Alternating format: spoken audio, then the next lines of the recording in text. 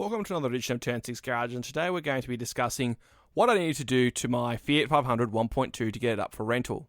I needed to change the coils and plugs and change the air filter, as well as the time belt and water pump, which was done by Zagame's in Melbourne. So I changed the coils and plugs myself, as well as the air filter. So to do the coils and plugs, I removed the airbox with the two screws on either side and disconnected the Allen-headed bolt with an Allen key, removed it, and then disconnected the airbox from the engine. Now, I also noticed here that the throttle body was quite filthy, so I gave it a clean with some throttle body cleaner. Also, be careful of those seals. I lost the throttle body seal for a while, searching around looking for it, so make sure you have everything in a spot where you can access it and know where everything goes afterwards. Make sure the battery's disconnected. So either do this now or do it as a first step altogether.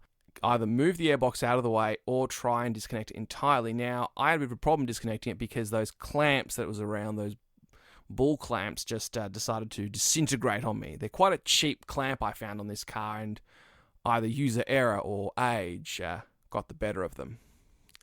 So after that, you have the coil pack. So in the 1.2, you have a central coil, a distributor type coil with 4 leads for the 4 cylinders. And under each coil lead is a spark plug, which gives spark to the engine.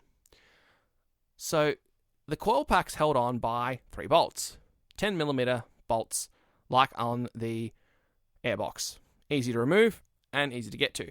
Now, this coil is a champion coil built by FPT, Fiat Powertrain Technologies, dated 9/2014. Car's built October 14, so this coil has never been changed, and neither were the leads.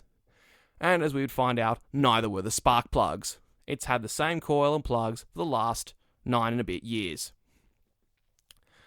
So getting these is actually quite interesting. I started doing this at night, foolishly, and had a bit of trouble trying to get at the cylinders because it's quite hard to access 2 and 3 in the dark. So it also helps if you have a magnetic socket, which I didn't have originally. I used a standard super cheap auto tune-up kit, which didn't really work out so well. So I removed the ignition coil leads by just twisting them out and hearing them pop out and removing them from the spark plugs for all 4 cylinders. 2 and 3 are a bit hard to get, 1 and 4 are quite easy to get. Then the spark plugs. So they were easy to remove when I had a magnetic socket. 1 and 4 are relatively easy to get to, but if you have to deal with the airbox and its hoses, you have to move it around a bit. So unscrewed all the spark plugs and then checked them out, and as you can see, they're quite old and tired, so I put in a new set of NGK plugs. Then the fun part, putting them back in. Now, I made the mistake of not using a torque wrench. Given that I'm a bit of a moron, that's not a surprise, but anyway, the torque setting is 25 Newton meters. Make sure they're torqued up, because when I first tried to start it, it didn't sound very good because the spark plugs weren't put in tight enough. So make sure that when you complete putting the plugs in, you put in a torque wrench, or just use the torque wrench to put them in after you've been able to seed them. And you'll go to 25 Newton meters and they're all good. Then inserting the new coil, unscrew and rescrew. Then the new leads, pop them in, make sure that they're snugly fitting, and put back together again, or more or less. The air filter is relatively easy. It's 6 screws on the Airbox. Now, this air filter admittedly wasn't very old, but I thought I'd change it anyway because I'm in that area and air filters are cheap. All you're then going to do is button it back up and then put the bolts in for the Airbox, put the plastic tubing in and make sure that's correctly seated, and put in its Allen-headed bolt. Reconnect the battery and then restart the car.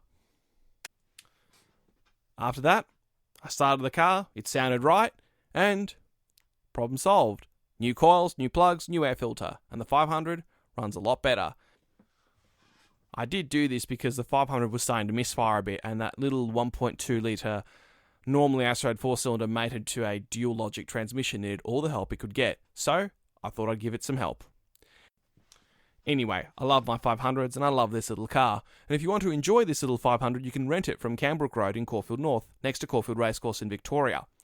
And I'm doing a bit of a discounted rate for the first few weeks at $25 a day. And if you like what we do, remember to like and subscribe.